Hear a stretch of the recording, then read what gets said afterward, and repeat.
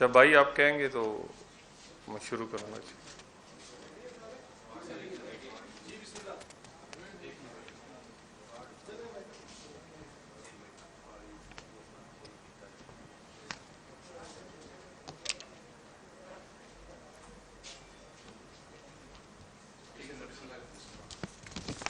बिस्मिल्लाहिर्रहमानिर्रहीम।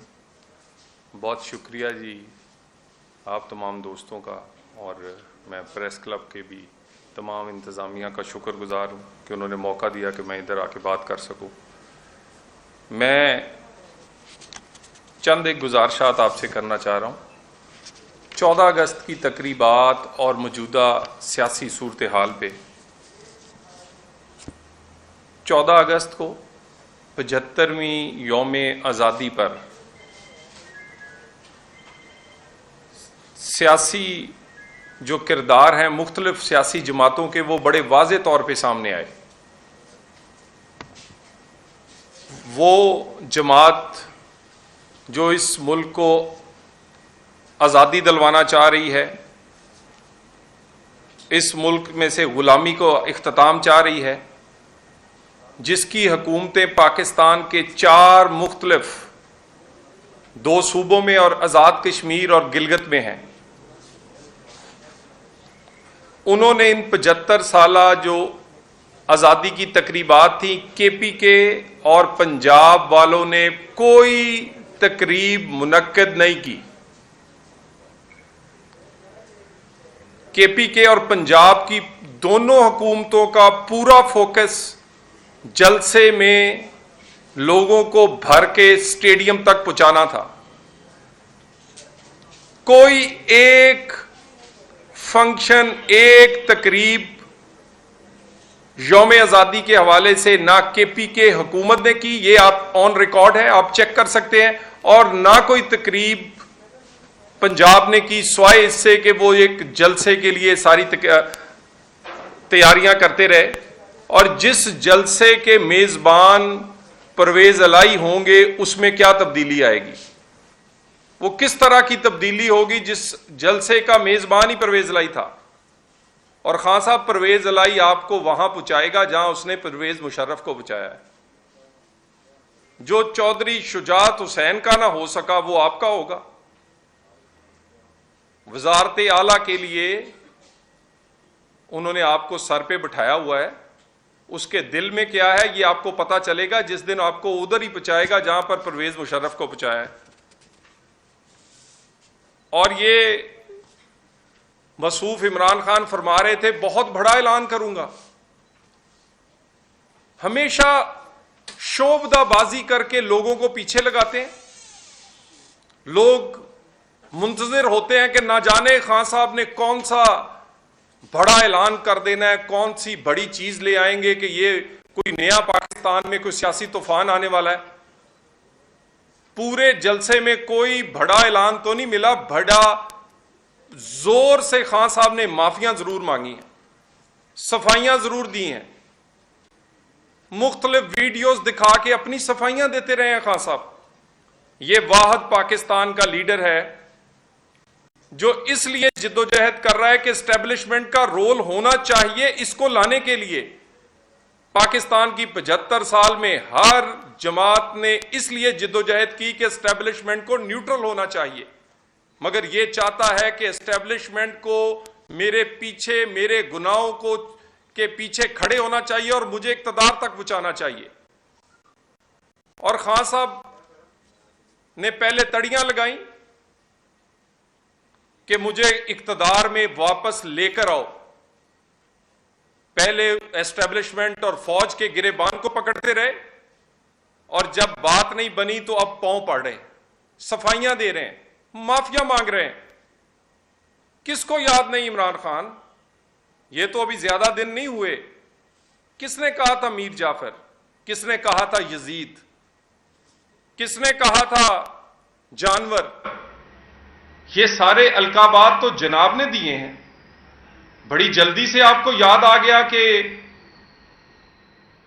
अब मैं इस काबिल नहीं हूं कि खड़ा हो सकूं, क्योंकि मेरे किरदार में कई कमियां कुताहियां हैं, तो मैं अब माफिया मांग लूं। ये बात मीर जाफर सादिक कहने से शुरू हुई, एक्स वाई पे आई और एक्स वाई के बाद अब माफियों तक आ गई। और ये माफिया सिर्फ इसलिए मांगी जा रही हैं कि इनके केसेस से इनको सजा ना हो, इनको वही मदद फराहम की जाए जो इनको आज से 8-10 साल पहले थी। इनको वही मदद फराहम की जाए कि इनको ये लाडला रहे। 62-63 के केस हों या कोई और फॉरेन फंडिंग के मामलात, या तो उनमें स्टे चलता रहे, नहीं तो फैसला जो है वो उसी तरह का आए जैसे कि साकिब निसार ने सादिको अमीन इसको कहा था। पूरी कोशिश, अब पूरी जिद्दोजहद जो है वो इस बात की है कि कहीं मेरे पे कानून का इतलाक ना हो जाए। हम भी इंतजार कर रहे हैं, या 62-63 में तुम ताहयात नाअहल होगे अगर कानून का इतलाक हुआ, या इस बात पर मोहर लगेगी कि पाकिस्तान में दोहरा म्यार है इंसाफ का।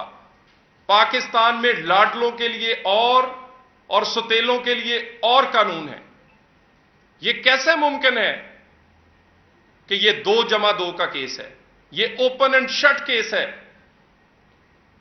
और इस केस में से जनाब जो है वो बच निकलेंगे। और रही फॉरेन फंडिंग की बात, खान साहब आपको नोटिस किया गया एफआईए की तरफ से। आप तो फरमाया करते थे कि जिसका दामन साफ हो वो फौरन सफाई दे देता है। तमाम अकाउंट्स की तफसीलात लेकर जाएं। जितने नोटिस किए हैं आपके लोगों ने उन पर स्टे लिए हैं। सिंध हाई कोर्ट से, केपी के हाई कोर्ट से आपने उन नोटिस को स्टे करवाया है, क्योंकि आपको पता है कि आपका एक बंदा भी पेश हो गया तो फिर आपकी सारी असलियत जो है वो खुल के सामने आ जाएगी। अगर आपका दामन साफ है तो क्यों स्टे लेते हैं? 8 साल आपने पहले स्टे पे गुजार दिए, अब फिर आप एफआईए के नोटिस पे दर पे अदालतों में जाकर कार्रवाई रुकवा रहे हैं। और ये कार्रवाई रुकवा रहे हैं सिर्फ इमरान खान के मेरे तक चीजें ना पहुंच जाए। उसके बाद शहबाज गिल, खान साहब ने तो सारी जिंदगी गुजारी लोगों को इस्तेमाल करते हुए, और जिसको इस्तेमाल कर देते हैं फिर उसको ऐसा डिस्पोज ऑफ और डस्टबिन में फेंकते हैं कि याद भी नहीं करते। और यह कहानी माजिद खान से शुरू की थी, नईमुल हक से लेते, वहां से चलती चलती ये जहांगीर तरीन, और अब तो शहबाज गिल की भी बारी आ गई है। अपनी जान कैसे छुड़ाएंगे आप? बयान किसने आपकी मौजूदगी में लिखा गया, ड्राफ्ट किया गया, आपके कहने पे पढ़ा गया, अब आप उसको ओन करने से कतरा रहे, सिर्फ उसको कुर्बानी का बकरा बनाकर अपनी जान छुड़ाना चाहते हैं। इसीलिए 2 दिन के रिमांड के बाद चीखें इमरान खान तुम्हारी निकल रही थी। तुम्हें लगता था कि और रिमांड मिलेगा तो ये जो शहबाज गिल है तोते की तरह बोलने लग जाएगा। हमें तो वो दिन याद है कि हमारे जितने लोग गिरफ्तार हुए वो ये कहा करते थे जितना रिमांड चाहिए इन्हें दे दें। रिमांड लेने वाले थक जाते थे। हमारे लोगों ने रिमांड की मुखालफत नहीं करते थे। 2-2 महीने के रिमांड, 3-3 महीने के रिमांड, बगैर किसी नोटिस के गिरफ्तारियां। आपको तो बड़ी सहूलत हासिल है आज भी। कोई दोपहर में गिरफ्तार होता है तो रात तक छूट जाता है जमानत पर। किसी के नोटिस जो हैं वो अमल से पहले ही सस्पेंड हो जाते हैं, और रिमांड सिर्फ 2 दिन का। और उसकी इतनी मुखालफत पीटीआई की तरफ से। ये जो आपका बयानिया आपने पहले बनाया है और अब आप पछता रहे हैं, अब आप माफिया मांग रहे हैं। अब आपने पूरे जलसे में अपनी वो वीडियोस क्यों नहीं दिखाई जिसमें आपने मीर जाफर, यजीद और न्यूट्रल जानवर और पता नहीं क्या क्या नहीं कहा था। आप जितने मर्जी पाकिस्तान के रहनुमाओं की वीडियोस दिखाएंगे उनमें बड़ा फर्क है। तनकीद और बगावत में फर्क होता है। तनकीद सबने की है, लेकिन बगावत और बदतमीजी और शोहदा के साथ जो सलूक आप लोगों ने किया है, ये जो उसकी इन्वेस्टिगेशन जारी है उसमें भी आपको बड़ी तकलीफ पहुंच रही है। उसमें भी आंटी पिंकी पीरनी के बेटे इस्लान खालिद जो हैं, वहां तक ये बात और फिर ये वहां पिंकी पीरनी तक पहुंचेगी। ये जो ट्रेंड चलाए गए हैं, ये दनिस्ता चलाए गए हैं, और ये वाले शहबाज गिल वाले जो मामलात हैं, इसको मंतकी अंजाम तक पहुंचाया जाएगा। ये किसी जमात का मामला नहीं है, ये पाकिस्तान का मामला है। और खान साहब बयान देने से पहले जरा जहन में रखें कि 2 दिन के रिमांड पर जो शहबाज गिल साहब ने इंकिशाफात किए हैं, किसी वक्त वो सुना भी दिए जाएंगे। तो इसीलिए आप उसके रिमांड की और उसकी मजीद कस्टडी की मुखालफत कर रहे हैं, और आप कहते हैं उस पर तशद्दुद हुआ है। वो इस वक्त पंजाब हुकूमत की कस्टडी में है, अडियाला जेल में है। वहां पंजाब हुकूमत के डॉक्टर्स हैं, वहां पंजाब हुकूमत की वो जेल है। अगर उस पर तशद्दुद हुआ है तो मेडिकल आप करवा सकते हैं। 48 घंटे से ज्यादा गुजर गए हैं, किसी को ये तौफीक नहीं हुई। बयान देते हैं कि जी बड़ा तशद्दुद हुआ है। भाई आपके कस्टडी में है, आप उस हुकूमत, पंजाब हुकूमत, पीटीआई की हुकूमत की जेल में है, क्यों नहीं करवाते? सिर्फ झूठ बोल रहे हैं आप।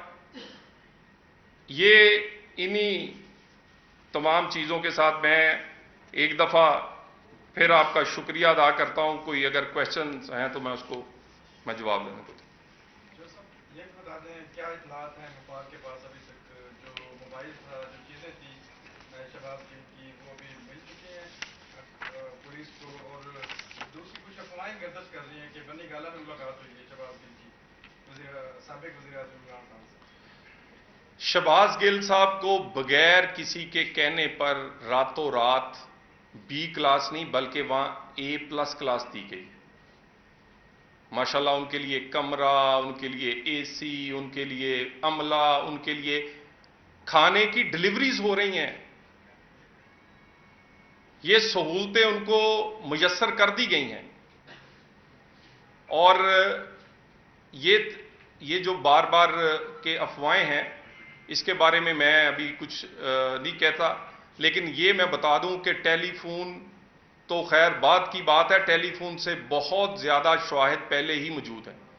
और 2 दिन 48 घंटे में जो पुलिस कस्टडी में रहे हैं, अभी तो उसकी बहुत सारी चीजें जब सामने आएंगी तो लोगों की आंखें खुल जाएंगी कि चीफ ऑफ स्टाफ ने क्या क्या कारनामे और करतूत जो है खान साहब के बयान किए हैं। Thank you very much.